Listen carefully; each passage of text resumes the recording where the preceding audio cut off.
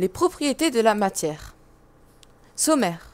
Décrire la matière à l'échelle macroscopique, décrire la matière à l'échelle microscopique, connaître les changements d'état, comprendre la masse volumique, connaître les caractéristiques physiques d'un échantillon de matière, préparer des solutions. Décrire la matière à l'échelle macroscopique. Un mélange dont on ne distingue pas les constituants à l'œil nu est hétérogène ou homogène. Un mélange dont on ne distingue pas les constituants à l'œil nu est qualifié d'homogène. Un mélange dont on distingue les constituants à l'œil nu est qualifié d'hétérogène.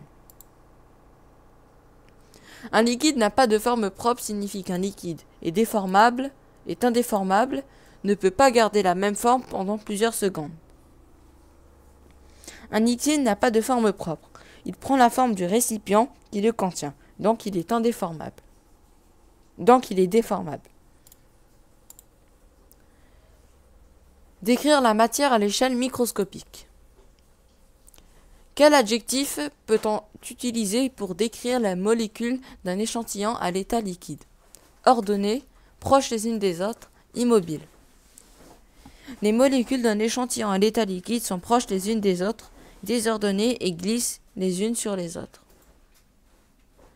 Un solide a une forme propre car les molécules qui le constituent sont ordonnées, immobiles, serrées les unes contre les autres. Un solide est indéformable car les molécules qui le constituent sont fixes les unes par rapport aux autres. Connaître les changements d'état. La liquéfaction est le passage de l'état solide à l'état liquide, le passage de l'état gazeux à l'état liquide. Le passage de l'état gazeux à l'état liquide est la liquéfaction. Le passage de l'état solide à l'état liquide est la fusion. Lors d'un changement d'état, plus la température augmente, plus les molécules s'agitent, se figent, s'agitent. Lors d'un changement d'état, quand la température augmente, les molécules sont de plus en plus mobiles et désordonnées. L'agitation des molécules augmente avec la température. Lors d'un changement d'état, le volume reste constant mais la masse varie. Le volume varie mais la masse reste constante. Le volume et la masse sont constants.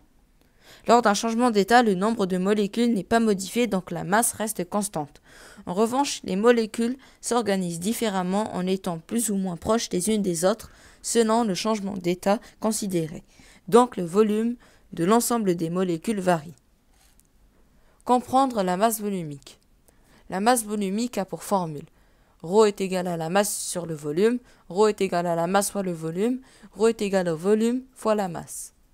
ρ est égal à la masse fois le volume. La masse volumique est égale à la masse d'une unité de volume. La masse volumique peut avoir pour unité kg par litre, kg par mètre cube, kg fois mètre cube. L'unité de la masse volumique doit être une unité de masse divisée par une unité de volume, kg par litre ou kg par mètre cube. Quand la température d'un échantillon augmente, sa masse volumique augmente, reste constante ou diminue. Quand la température d'un échantillon augmente, les molécules s'éloignent les unes des autres, donc le volume de l'échantillon augmente. Sa masse en revanche ne change pas. D'après la formule de la masse volumique, quand le volume augmente, la masse volumique diminue. Connaître les caractéristiques physiques d'un échantillon de matière. Toutes les substances ont la même température d'ébullition. Vrai ou faux? Faux. Chaque substance a une température d'ébullition qui lui est propre. C'est une de ses caractéristiques physiques. Lors de la fusion de l'eau salée, la température reste constante, varie.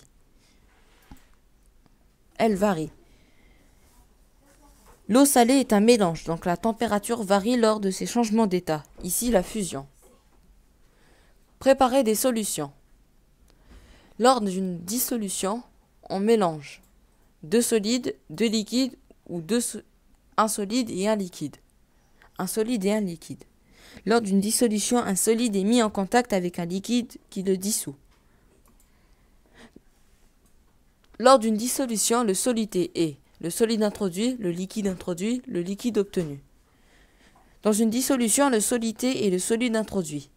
Le liquide utilisé pour faire la solution est appelé solvant et le liquide obtenu est la solution. Donc c'est le solide introduit. Lors d'une dilution, on a du soluté ou du solvant.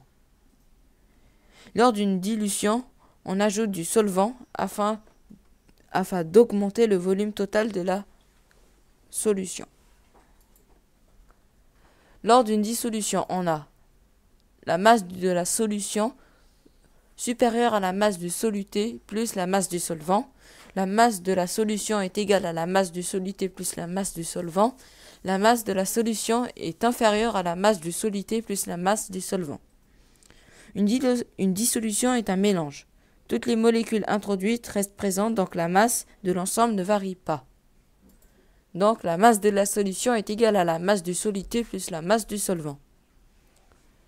Deux liquides qui forment ensemble un mélange hétérogène sont non miscibles, miscibles. Deux liquides qui ne se mélangent pas sont qualifiés de non miscibles. Conclusion. La matière est présente sur Terre sous différentes formes. On les appelle les états physiques de la matière. La matière est constituée de molécules. Leur organisation détermine dans quel état physique est la matière. Lors d'un changement d'état, les molécules s'agencent différemment. Chaque espèce chimique possède des propriétés physiques dont les valeurs sont ses caractéristiques physiques.